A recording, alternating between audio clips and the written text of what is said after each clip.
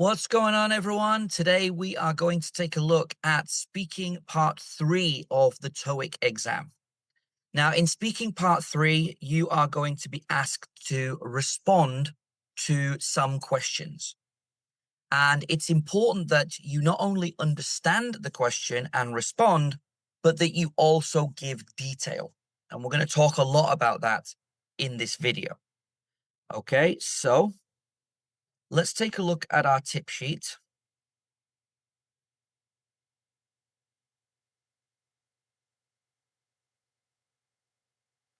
All right, so in speaking part 3, you will answer 3 questions.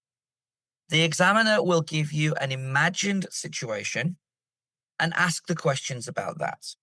So one that I was looking at recently was the situation was that someone called you on the phone to do research about how often you use your mobile phone.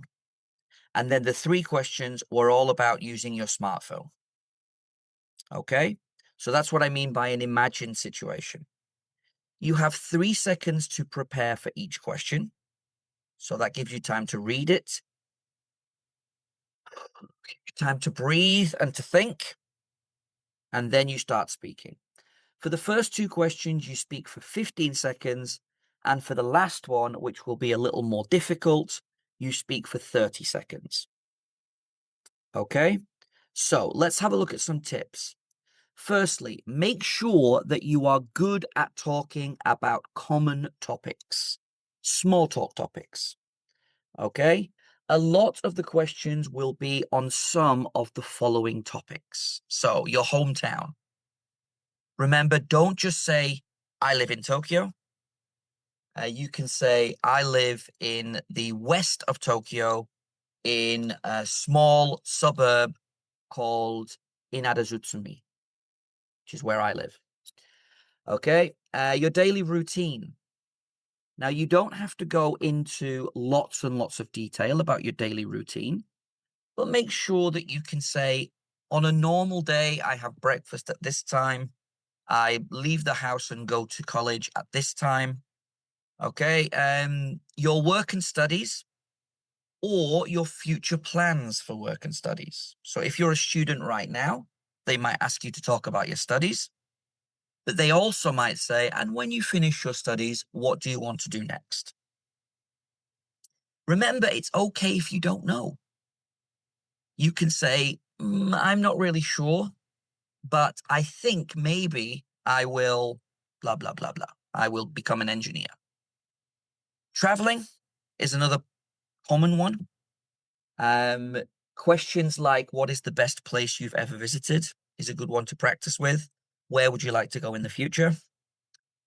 Hobbies and entertainment. So music, movies, books. Okay. Even if you don't watch a lot of movies, you don't read a lot of books, you don't listen to a lot of music, make sure you can say something. So I don't watch a lot of movies, but if somebody says, what's my favorite movie? I can answer. If someone says, what's the last movie you watched? I can answer. Family and friends. Okay. In speaking exams, they like to ask questions about relationships. So tell me about someone you're close to, or how important is friendship to you? Sports and activities, the future, and also the past.